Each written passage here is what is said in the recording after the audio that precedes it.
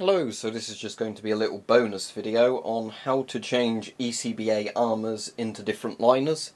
I've got a 20-minute video coming up in about a month's time about the history of the ECBA and sort of the uses of it and things like that, and a bit of a review of it. But the ECBA, to cut it short, is the Enhanced Combat Body Armour. It was basically an upgrade from the combat body armour the British Army was using in the 90s, I believe. And the only difference is the ECBA has a different pocket layout because the ECBA has two big pouches on it, one on the front, one on the back, for hard plates. So what I'm going to show you in this video is how to take all the bits out of an ECBA liner and how to put them into a different liner. It's pretty straightforward, but some people do seem to struggle with this, so might as well do a video on it. Now, obviously, if you need to change ECBAs to a different liner, for example, if you're like me, you bought one of these, you got one in your size and everything, you're very chuffed with it, but it happens to not be in a camo pattern that's very useful for the area you live in, you might want to just cheaply order some ones in different liners. Now, nice thing is it seems both of these look totally brand new. No names or anything scrawled on them like that one has. I don't know if you'll be able to see that there, but it says Ford 0484 on that bit there. So, yeah. All I'm going to do in this video is show you how to take it all apart and essentially how to put it all back together again. So in this video I reckon I'm probably going to pick the Woodland DPM one. Most people changing these probably want to buy the MTP ones because they're the newest ones, and lots of people really like this camo because it's like US multicam. Personally, the only reason I want to go with Woodland DPM is in my local area it's a little bit better than MTP, I'd say, most of the year round. And because the British Army doesn't really use much Woodland or Desert stuff anymore, these two patterns, they mostly just use MTP, because it's cheaper just to do one camo. You're going to be less likely to be mistaken for a soldier or imitating a serviceman if you've ever got it on for whatever reason. Not that I'll really be wandering about, out and about with it on anyway, but that's my reasoning. So what I'm going to do now is cut away to that vest to show you how to take all the bits out of it. Okay, so here we have the Enhanced Combat Body Armour in the Desert pattern. Obviously I don't want it in the Desert liner. So the first step, which is the easiest one, is to take the strike plates out. Trauma plates, whatever you want to call them. So you just simply open the Velcro pockets for those and slide them out. There's one on the front, one on the back, covering the heart area. So all we do is pull these out. So there you go, that's both your trauma plates out of the vest. Now what we're going to do is fully undo these elastic straps. The reason for this is what pulls it tight to your body. If these straps are on and tight, they make it a lot harder to get at the material inside because obviously it's pulling the vest shut. So then we just want to open the vest if it's closed, and to do that, just open the popper and open the Velcro. Then what you have, as you can see, is that jacket and basically a zip running along the top. Now interestingly enough, the DPM one has a Velcro top, but that doesn't matter anyway. So the zip's at this end. So what we'll do is fully undo the zip to begin with, and then we can pull this out. Now this is the easy bit, thankfully, taking it out. What I will add though before I take it out is I've added extra Kevlar panels to this. So these are bits from Osprey armour, and I'll be doing this again with my Woodland DPM one when I put it back together. But I just put these in as a bit of extra ballistic protection. They wouldn't add all that much more protection, but they might stop a knife a bit more efficiently, or a handgun round. But this is Kevlar in here, rated against at least handgun ammunition, because the main point of this is obviously shrapnel protection. So what you want to do is simply pull. It's generally easiest if you sort of lift up from the corners first. And sometimes actually it's easier if you do this upside down, in all honesty. So this is, as I said, getting it out and in is probably the hardest bit, the Kevlar filler. Because unlike modern police plates, or vests, sorry, which just use a front and back Kevlar panel, which is much simpler, these use the sort of folding bits of Kevlar. So what I'm going to do now is just squeeze this bit like that, fold it, and that way it will come out of that bit a bit easier. There we go, that's that bit out. We'll do the same for this side. Bend that in half there, then pull. There we go, there's that, and then the rest of it should just lift out. There we are. So as you can see, there's the liner removed, there's the Kevlar filler. So what I'm just going to do now is I'm going to lay this all out just so you can see what all of it looks like when it's separated. So there you go, there's the Kevlar filler. As I said, it's not a conventional type you see now, this is the older flak jacket style designer Kevlar. where they did the rear bit connected at the shoulders to two halves. On modern jackets, generally what you get is basically just a front panel like the back panel. Obviously what happens is when you do these up, it goes across like that, or basically across like that. And the idea being that it does fully cover your front because they join up like that. But obviously, as I said, it's a bit more convenient for taking panels in and out, not to have these ones as the shoulder bits. Then you've got your strike panels for rifle fire, and you've just got your liner. That's it. And as I said, if you wanted to add extra bits of Kevlar or whatever into the gaps in the armour, you certainly could do. When I say gaps in the armour, I don't mean like there's physical gaps where anything could get through. I just simply mean if you've got a bit of gap in the sort of carrier, and you think I might as well bulk that out with something, then you can put extra bit of Kevlar or stab material in or whatever you want, just to give you a bit of extra protection. So now what we're going to do is do the entire process in reverse and put this into the Woodland DPM one. So here's my Woodland 95 DPM liner. So again, open the button up. There's quite a stiff button on it because it seems to be new and never used. There we go. Get that Velcro open. Yeah, you can definitely tell this is not used because there's like no, you know, buffing, whatever you want to call it, to the Velcro. So as I said, it's a bit of a different design of this one, but it should be the exact same process to put it in. It's just, rather than the zip there, you've got a bit of Velcro. Also, an interesting thing to point out before we go any further is, for some reason the MTP one doesn't have this, and the Desert one doesn't have this, but this has like a bit of a belt system at the bottom there.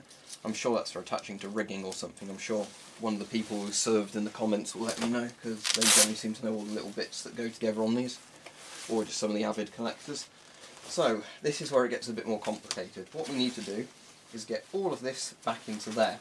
So I find the easiest bit to begin with is to start getting this torso bit in. And make sure the label is facing basically the front. So it will say this side towards body, this label must face body. So basically that will be facing your back when it goes together. So this is easier said than done. Well, what we need to do, tell you what I'm going to do actually, I'm going to just totally undo the straps on this because I've not done them up really tight or anything when I was messing about with it earlier. But again, if I fully undo these, it should at least make this process a little bit easier because it gives you a bit more room. Obviously the idea is that you want to get those bits down there and everything for the sides.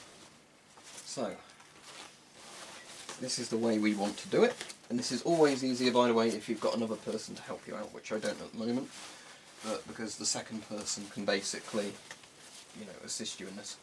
Right, what we're going to have to do is bend this in and then do it so it unfolds, basically. So it unfolds inside the liner to the shape you want. We're going to do these bits pretty much last on this one because you can't, unlike the zip-up ones, are a bit more convenient. Didn't mean to say bitch there. You know, those are a bit more convenient, but, you know, hey-ho. So what I'm going to do is just try and get these bits there. What I want to do is basically pull my hand down so I can feel it in the corner. Then you know you've got those bits in the right sort of area. Right, so push that down a bit more now. I'm going to have to just sort of keep moving this back and then doing that. Once you've got it in enough, you can at least start doing this bit. Right, okay, now for the trickier part. We need to get in here each of these bits down the sides. So what I need to obviously do, as you can see, is get this entire bit down that sleeve. So let's just move the angle a bit. What I'm going to have to do again is fold that like I had done when you saw me take it out of the other one, and then struggle to get this there. And we need to make sure it's obviously round the right way as well, which is the fact you don't want this to be in cock-sided when you get it actually all the way in. So as I said, this is definitely easier if you've got another person to help you do this, because one person can push and pull at a different bit of the liner. It's not as annoying as putting cheek filters in a mask though, so there is that. If you've struggled with that before, you won't struggle so much with this. But the problem is with this one, I can definitely see why they upgraded these later on to the zip design, is there's an even smaller gap on these Woodland fillers to get them into. So yeah, that is very tight there. I don't really want to have to fold it again, but I think I might actually have to. So yeah, let's untangle that again first. There we go. Right, and try again. If I'm really struggling with this, I'll just cut the video and show you what it looks like when it's put back together. This is the method you literally use to do this, but just as said, it's a lot easier said than done. What you can do, I guess, to make it even easier on yourself, is just totally undo these straps from the back of the thing. I should have done that to begin with, but that way there's just a little bit less you know, tension on that now. So there, that should end up being a little bit easier because it's only being held on there, not, you know, all the way up. So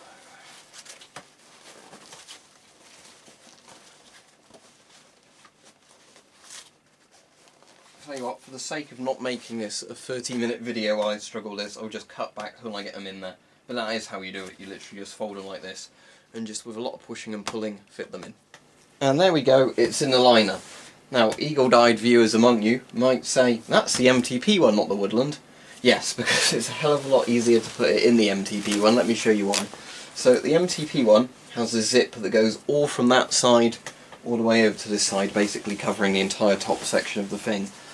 The Woodland one, and this is an interesting thing if you're buying one, I don't know if they did versions of this later on with a bigger zip, doesn't. The Woodland one literally comes to there. So I'm not sure, did they maybe have a different filler for this one? Or was it just a real pain in the arse to get it in there?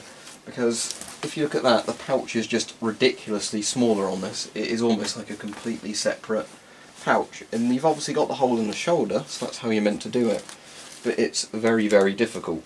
So I was just having a look on here just to see if there was any other openings in case there was actually a separate filler for these old type. But not as far as I can see. So, yeah, that's the reason I've ended up putting it in here, because you can actually do it by yourself fairly easily. Just obviously match up the right corners going to the right places. So now let's just say about the upgrade bits, just to show you about those. So basically what I'm going to do is I'm just going to put some upgrade panels down this side, if you see that. There. So what I want to do is I want to have this one at the top and this one at the bottom. So I'm just going to fold this like this and put that in front of the panel there. So that sits at the bottom there. Then this one, I'll have it probably this way around so it fits into the shoulder better. Let's put that there, like that. Right, that's that done up on that side like that. Then exact same process to the other side. We'll have this one like this at the bottom, and then this one again I want it to conform as well as I can to the shape of the vest. So I want it, I've done it down the wrong side, haven't I there? There we go, sorry. Let's pull these back out, I thought that was a bit odd. So yeah, pull that back round this way, because that's the way I want to get into it. As I said, this is like an aftermarket thing, it's not what you're meant to do with these. So let's put this one in this way. Try and keep it straight as it goes down. There we go, that's there. And then this one I want this way because I want that bit going up into the shoulder. Now it makes more sense. As I said, these aren't fillers for these jackets, these are just Kevlar fillers for the Osprey heavier armour for all the little extra bits. So what we'll do, fold it back around this way and we can have the finishing touches, which is get that all back over there and do the zip up. And I've not even broken the zip in the process, which is good. So yeah, I might just say to people, get the MTP ones, because it looks like the Woodland ones are a much more old and annoying design. If you're changing them, just best to get the MTP. Looking at the zip on my Desert one, yeah, the Desert one has the exact same zip system as the MTP one, where the zip goes from corner to corner of the jacket, which is much better. If you can find a DPM one that maybe has the zip, then it might be worth it, but at the moment I'm not going to bother putting them back in there, just simply because it's such a pain in the arse to do it. Right, so here we go. We've got the jacket already now. You'll find once you wear it a couple of times, the actual Kevlar inside fits to the shape of your body better. Because what you'll find at the moment is where you've sort of stretched it in, it's a bit lumpy, even if it's all in the right corners. So now for the finishing touches, and this is the easiest bit, don't worry. So what we're going to do is we're simply going to pick up this plate, look at the arrow points up, slide it in like that, There we go, Velcro that. Flip this over.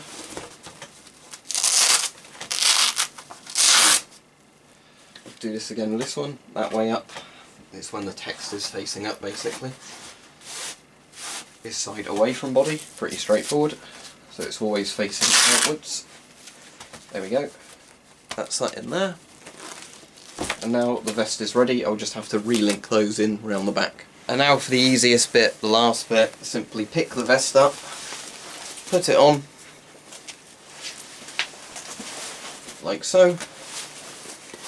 Put this bit of Velcro in there, do your button up at the top. There we go. Then you can sort of push this over a bit more, get that all nice and on there. There we go. Then you simply, with these front section bits, you just simply pull them tight.